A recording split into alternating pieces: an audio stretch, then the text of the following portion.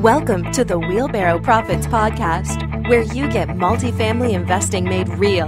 Learn from top players in the real estate investment world as they share their secrets with you and discover proven strategies on apartment investing that actually work.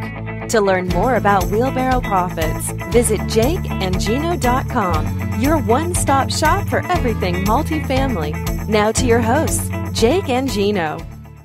Hello, everybody. This is Jake Stenziano, host of the Wheelbarrow Profits Podcast, here with my co-host, the family man, proud papa of 6, best-selling author of Wheelbarrow Profits, and multifamily land baron, Mr. G Business himself. Gino, how's it going today?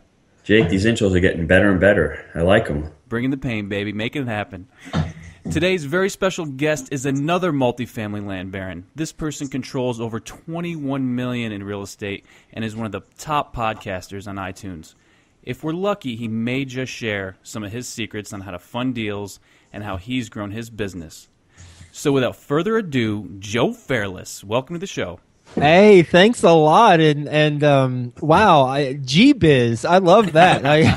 And multifamily land baron, these are all terms I've never heard of. I'm so privileged to be a part of this group. We're happy to have you here. So let's jump right into it. What does Joe Fairless actually do? Well, the shortest answer is buy apartment communities with investors and sharing the profits. Gotcha. I have a longer answer, So the longer answer is, in addition to buying apartment communities with investors and sharing in the profits, I'm also a real estate entrepreneur. As you mentioned, I've got a podcast, pretty popular podcast. It's a daily podcast called The Best Real Estate Investing Advice Ever. Been doing it for a year and a half now, and I've interviewed Barbara Corcoran from Shark Tank, who I just want to hug afterwards. She's just such a beautiful person, inside and out. And Robert Kiyosaki, Rich Dad Poor Dad, and many other successful investors and professionals. So what keeps me busy is building relationships with both my community, the best ever community, and also investors who I speak to on an ongoing basis, and then finding deals and making things happen. So Joe, why don't you just tell us your story? Jump into it. How did you rise from 0 to $21 million in real estate holdings? Sure. Well, I'm from Texas originally, and I went to school at Texas Tech, graduated in 2005, went straight from there to New York City. So from Lubbock, Texas, cows and cotton, to New York City, skyscrapers and concrete. No cows, no cotton, unless it's on your plate to eat. And I'm not sure about the cotton part. And I majored in advertising. I was working on Madison Avenue a month after I graduated college from Texas. And Mad Men, yes, both. Both are true. And I was making, I'd say less than minimum wage when you factor in the hours. My salary was $30,000. I was working, 80 hours, I don't know how many hours, a crazy amount of hours. I was living in East Flatbush, Brooklyn, which is the busiest police precinct in all the 5 boroughs, at least it was at the time. So it's very, very dangerous, statistically speaking, very dangerous neighborhood. Biggie Smalls wrote songs about it. I was there for doing advertising for 7 years. But as I was working at advertising agencies, I ended up climbing the corporate ladder really quickly. And became the youngest vice president of a New York City advertising agency. During that process, from $30,000, and at the end, my salary was was $150 plus, not including a bonus that I got. I was able to start investing, and I didn't know anything about investing at the time. Whenever I first moved to New York, so what I did is I read books. I just read a lot of books. I read Investing for Dummies. In that book, they talk about the 3 different types of investing: stocks, bonds, real estate, and investing in startups. Real estate seemed to make the most sense. Read Rich Dad Poor Dad, and that was confirmed. Really made sense. So then I started looking at single-family homes. Didn't have any money at the time, but I saved up my pennies. Ended up buying my first house in 2009. Fortunately for me, it was 2009 in Texas, which was a fantastic time in hindsight to buy, in Dallas especially. And bought my first house in 2009, my second house in 2011, third in 2012, fourth in 2013, or 2012 actually, two in 2012. And what I realized is I was making about $150 a month on those homes, which, it's nice, but it's not going to create a lifestyle for me. I mean, maybe in 30 years, once those mortgages are paid off. So I realized that I needed to go larger, and I didn't have the money to buy a large apartment community on my own. So what I did is I read more books and reached out to authors of those books and learned how to raise money from investors and buy apartment communities together. And that's what I do now. Do you have any authors that you could specifically tell our audience who you liked about raising money? Yeah. So one of them is Peter Harris. He wrote the book Commercial Real Estate Investing for Dummies. Peter Harris. Okay. Yeah. Another is, and I haven't spoken to. I know Peter very well, but I haven't spoken to the next one I'm about to mention. But I love his book, Steve Burgess. It's called The Complete Guide to Buying and Selling Apartment Buildings. There aren't a lot of books, as you two know. There aren't a lot of books on raising money, and that's something that I had to have some private consulting on to kind of learn how to structure deals, because it's really, unless you listen to podcasts like yours and mine, and then reach out to guests who are on the show, it's really tough to kind of figure out how to structure deals and how to raise that money. I got a little thing here to add. Side note, when you're ready to do your book, I think it's going to be titled From Don Draper to Donald Trump. Something like that, right? Yeah, as long as Donald Trump's not kicked out of the United States by the time the book goes out. Fair enough. I think it's interesting that you say that about raising private money. What I think the misconception that people have is it's so hard to do, it's so difficult to do. It's only for the rich people. But what I've learned through my experience is if you get the right accountant, you get the right attorney on your team, you can structure these deals. You just have to learn how to do it. And like you said, reach out to somebody. That's a great tip that a lot of people don't understand, that they've got to build that team. And once you have that team in place, that attorney will be able to help you structure your deal, and find that money will make that deal happen. Right, Joe? Absolutely. Yeah. It's all about the team. Well, no, it's not. It's not all about the team, but that's a big part of it. Really, it's all about how resourceful you are, and then making sure that regardless of what comes up, you'll just make things happen. And surrounding yourself with people who have an alignment of interest to ensure your success and their success. I think that's the key, because we can all be surrounded by smart people, but really you got to make sure there's alignment of interest, i.e., everybody gets compensated accordingly.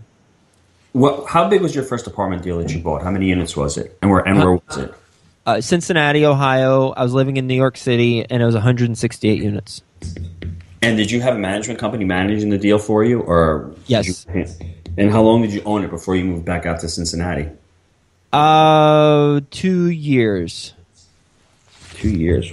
And what drew you to that property? What drew you to that 156 units? What made it alluring to you to go out of market? And I wouldn't say, it is out of market, but what allured you to that deal specifically? Specifically the opportunity to get in on a deal, and the market itself. So I was focused. I was living in New York City.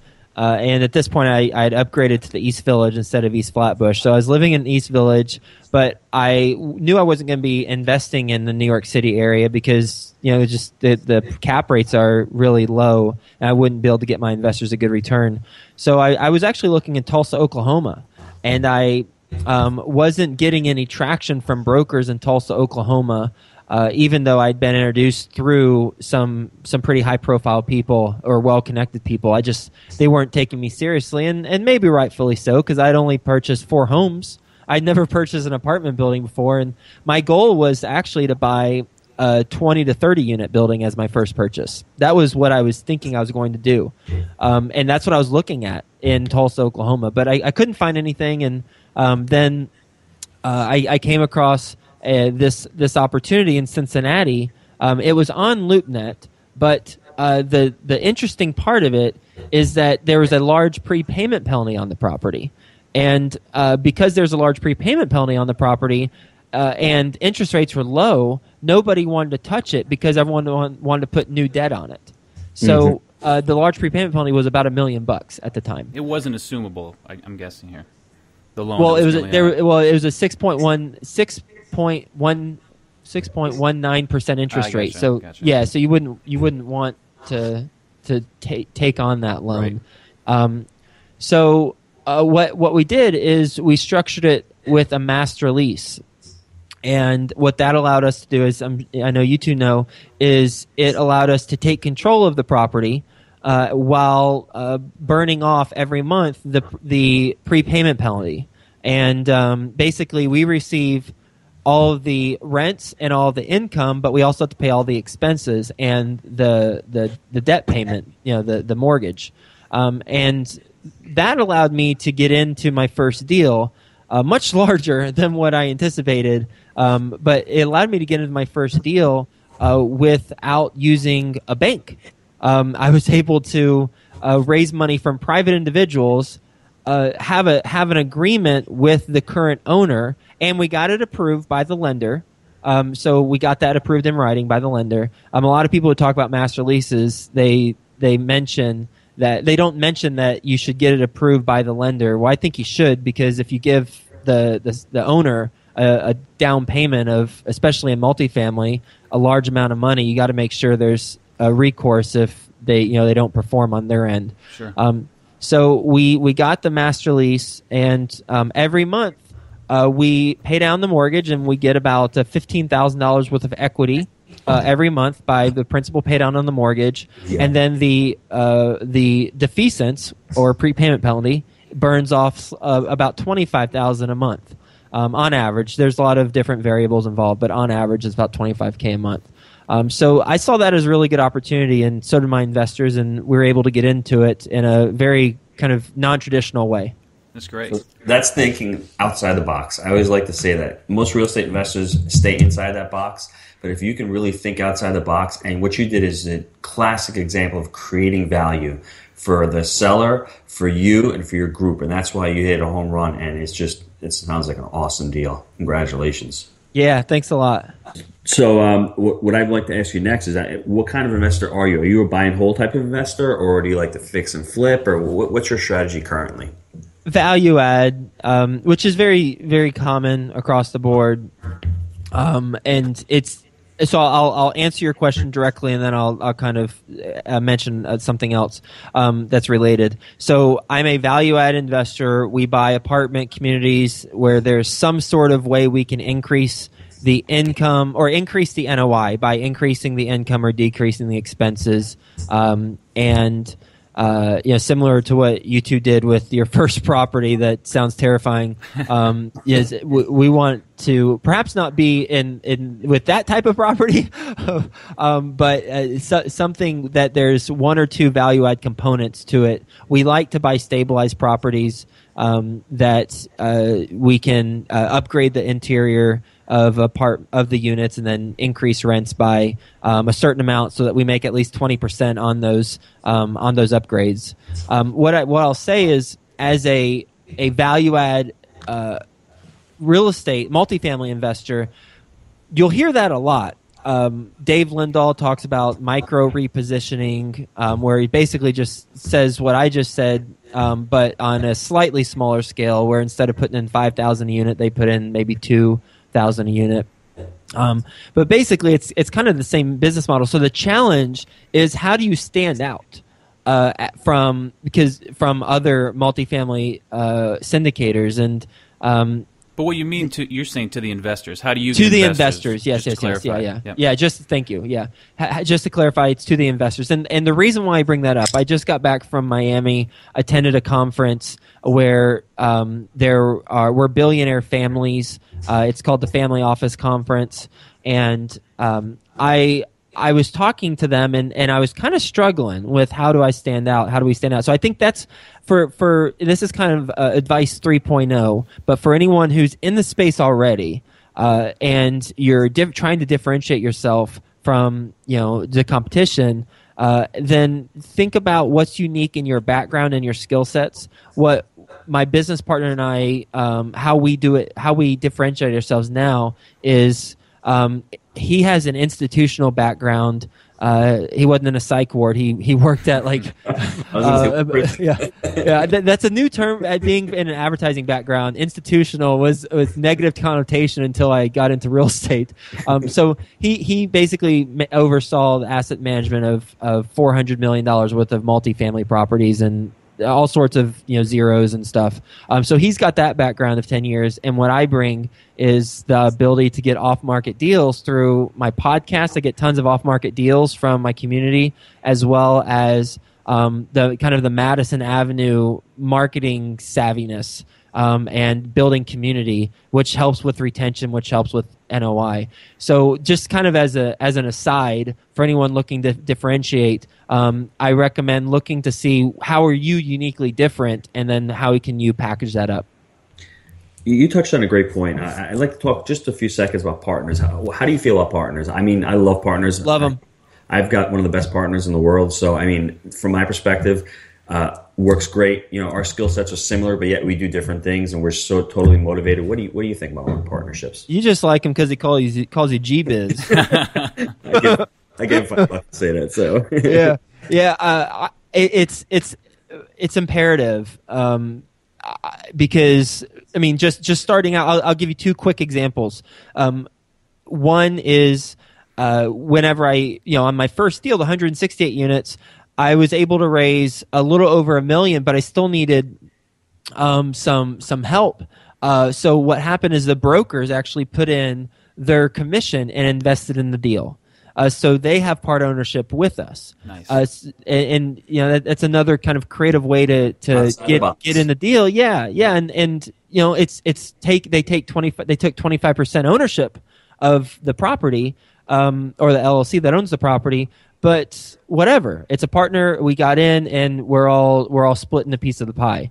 And then the other example is, my background and what I'm good at is building relationship, creating friendships, and finding opportunities, and then selling in those opportunities. I'm very good at that. What I'm good at but not great at is underwriting, because I haven't seen as many deals as I need to see to be a master at it. I just haven't been in the industry long enough. I've been in the industry for 2 years. So I've partnered with someone who does have that experience, who I mentioned before. So I think it's important to identify what are you really good at, have a candid conversation with yourself, and be honest and say, okay, this is what I'm really good at, and this is what I enjoy doing. And when I enjoy doing it, I'm going to be damn good at it.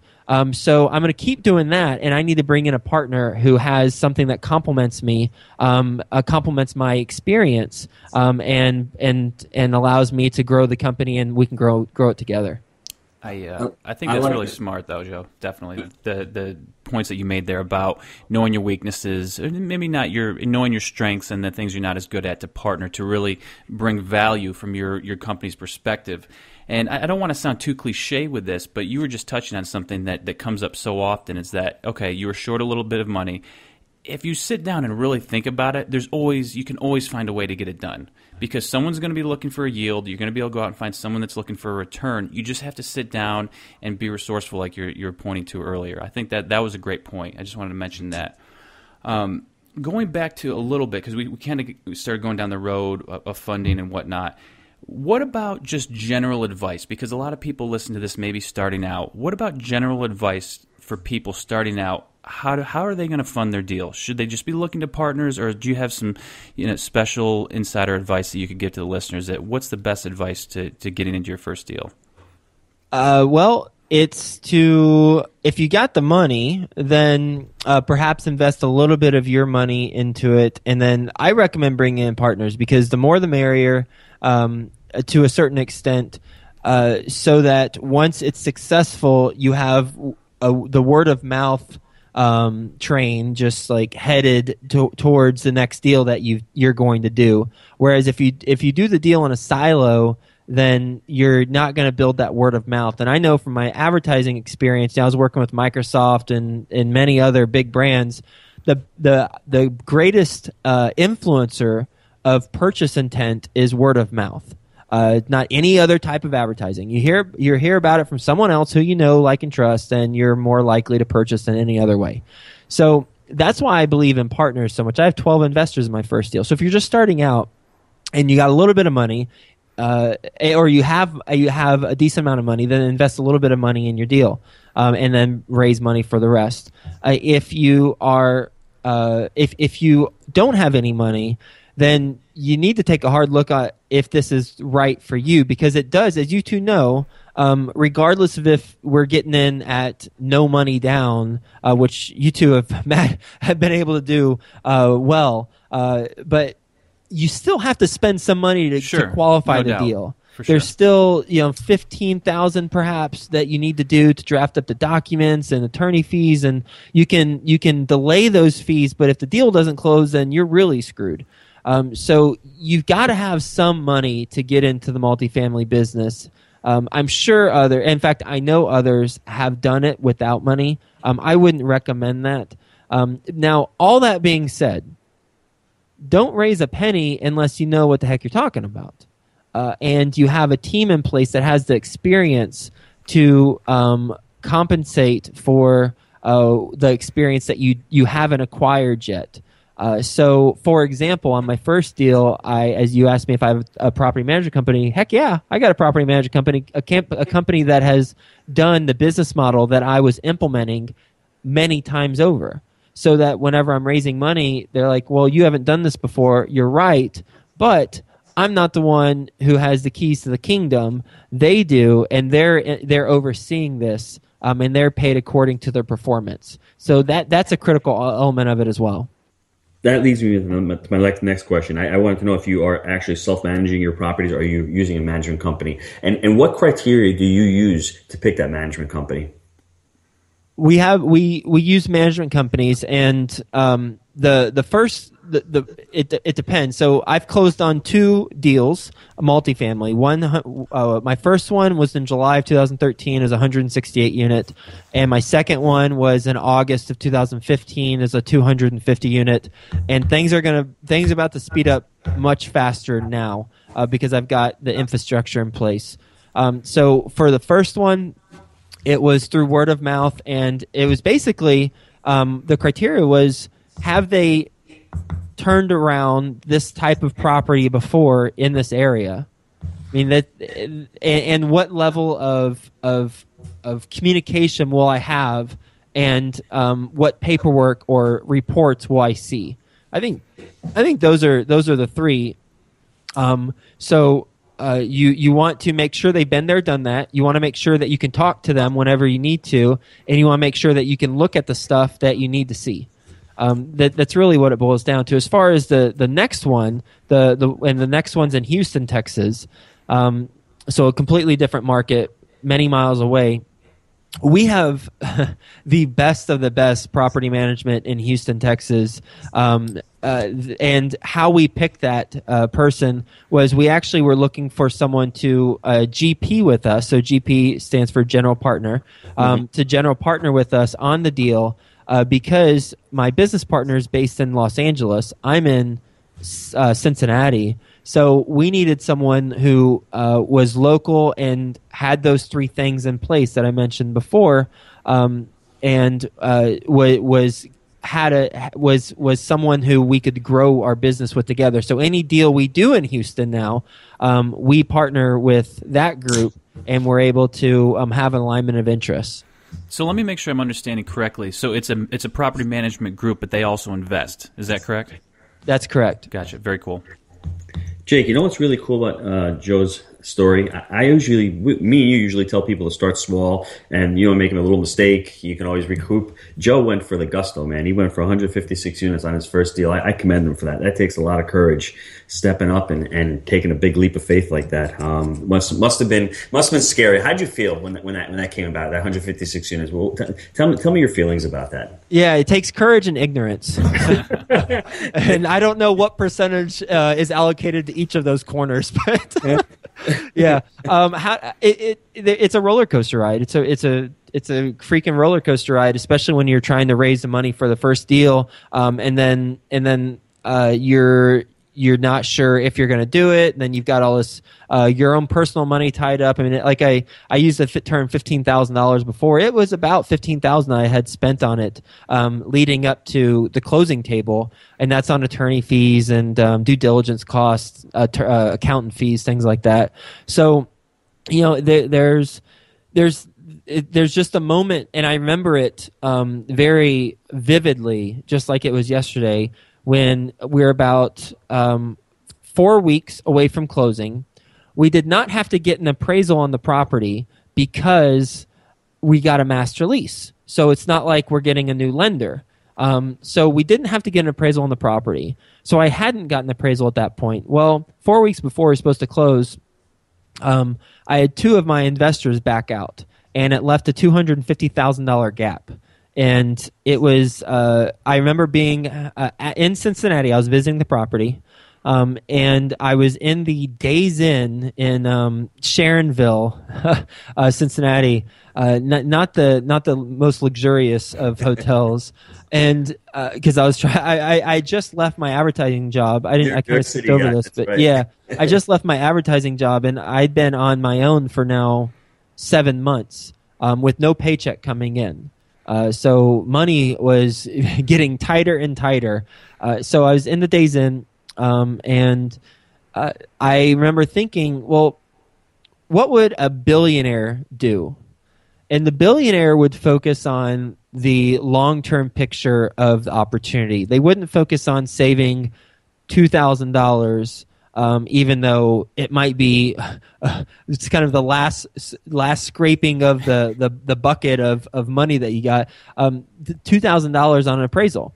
And so I was like, I'm going to order an appraisal. So I ordered the appraisal, and it appraised for $6.7 million or 6.6, depending on what approach you looked at, the income or the sales comparison approach. And at that point, when I got that appraisal, then I sent that out to my investors. Oh, and by the way, most relevant, we had it under contract for 6.35. So gotcha. Okay, I was waiting for the spread there. Yeah. So you got to have some context. I realize that. So I sent that out to my investors, like, hey, we got it under contract for 6.35. As of today, it's worth 6.6 or 6.7. We have good opportunity. So one of my investors who was in it already, he money poured in. He tripled down. Yeah, he tripled down and was able to cover the difference. And so it's. As a real estate entrepreneur, I mean, that's a microcosm of what we come up with. You two know that. It's just, constantly addressing things and then putting in some sort of process or attempting to put in a process so that it doesn't repeat itself and you continue to elevate as you go along. What's cool about the story also is I think what I'm hearing from you is 10 or 15 or 20% of a profit is better than 100% of no profit. So I love that you're willing to bring people on. You take a smaller share, but at least you have the vision to see that, you're making a profit. You might not make it all, but who cares? You're making a little bit, and then your momentum is building to the next deal, and to the next deal, and to the next deal. And that's something that a lot of real estate investors, they can't be greedy and want it all for themselves because they're never going to make it all for themselves. If they can cut somebody in and get somebody, like I said, 50% of $10 is better than 100% of $0. Absolutely. Why'd those guys leave? They said life circumstances. One, yeah. I mean, there's one was he is actually one of them. He was the only person who I didn't have a lifetime, a long-term relationship with. He was introduced to me by someone else recently for that deal. So everybody else had known me throughout life. And so I think that was kind of one of the main reasons.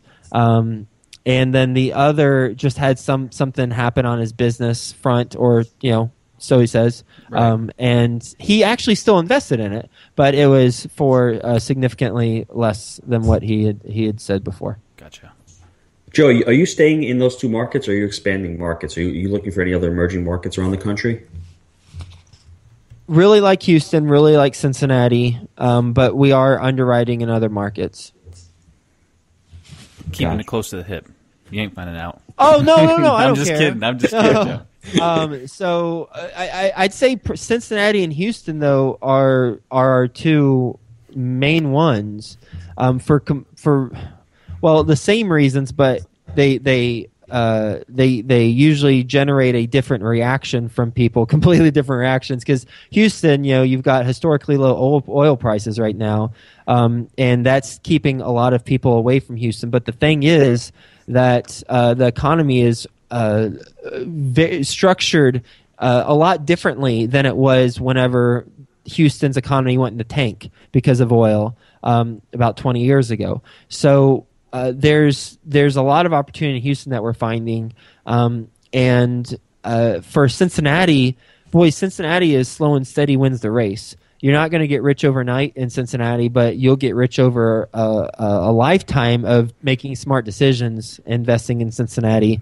It's got 9 Fortune 500 companies that are headquartered here, which is more per million than New York City, LA, or anywhere else. I mean, it is a incredibly diverse economy, and it's so darn stable. Knock on wood, but it is incredibly stable. I'm a huge fan of Cincinnati. What other criteria do you look for? I mean, job growth, population. What do you like to focus on? Yeah, it's job growth, job diversity, population trends, and then it's really just supply and demand. So looking at absorption rates, looking at obviously we got to make sure the cap rates are at a level that I can pay investors a return. Otherwise, I wouldn't be able to do a deal in the market. But for me, it just boils down to jobs and supply and demand. So looking at the new starts and what are those new starts or new construction going to do to the overall occupancy of the market and of the submarket, and then within the market, identifying different submarkets that are in the path of progress. What I look for in submarkets would be how close is the nearest Chipotle, and how long ago was the nearest Walmart built. And for the property I got in Cincinnati, it's a mile down the road from the second largest. Well, now it's the third largest. They built another one recently, but now the third largest Kroger marketplace in all of Ohio. Oh, that's awesome. And so you've got these smart people doing all sorts of research in these Fortune 500 companies, identifying these areas as areas where they want to invest a whole lot of money. Well, I'm gonna do my own due diligence, but yeah, I'm gonna have that as a good indicator of me being on the right track. Being in the South, I look for Chick-fil-A, but it's very similar. Yeah. Yep. So. Yep. I used to look for McDonald's, but now it's Chipotle. Yeah, gotcha. What cap rates do you typically look for your investors? Above 7. Above 7, yeah. All right, Joe. So we've talked a little bit about your deals here. You've done 2 large multifamily deals. Which one did you prefer and why? Well, I'd say the second one is the one. The way you phrased that question, I'm going to answer it the way you phrased it. Sure. So I prefer the second one. The reason why is because it was built in 2000. We've got a pretty well-worn business model in place that is doing incredibly well, and it's less of a transition than the first property. Therefore, it's less headaches and it's performing at a level that is really killing our pro forma. I mean, it's just doing incredibly well. So that would be the one I prefer. Sounds a little more traditional. It's more traditional, yeah. The first one, more of a repositioning and cleaning house, and it just roll up your sleeves and let's make this happen, kicking out the heroin people, and not to the degree that you two described on your first one, but it was repositioning and a lot more work. But it got you in the game, though. Got me in the game. Joe, since you've been talking a lot about getting your education and doing a lot of reading, what is one of your favorite books on real estate? On real estate, I'd say it really goes back to the one I mentioned earlier, The Complete Guide to Buying and Selling Apartment Buildings. I also like Dolph DeRuse's commercial real estate investing because he goes into a lot of different creative ways to add value to properties, not only multifamily, but then any other type of commercial. That's really cool. I like Dolph too. He's part of Rich Dad Poor Dads, and he's gotten a lot of, I guess, negative publicity, but his stuff works. If you put his stuff into action, his stuff really works. I like his books a lot too. It's a great recommendation. Joe, hey, listen, from how you partner and identifying your areas that you're strong in, and then looking for partners that can add to your skill set, I think that was a really great takeaway. We really appreciate you being on the podcast. And lastly, can you tell everybody how they can get in touch with you?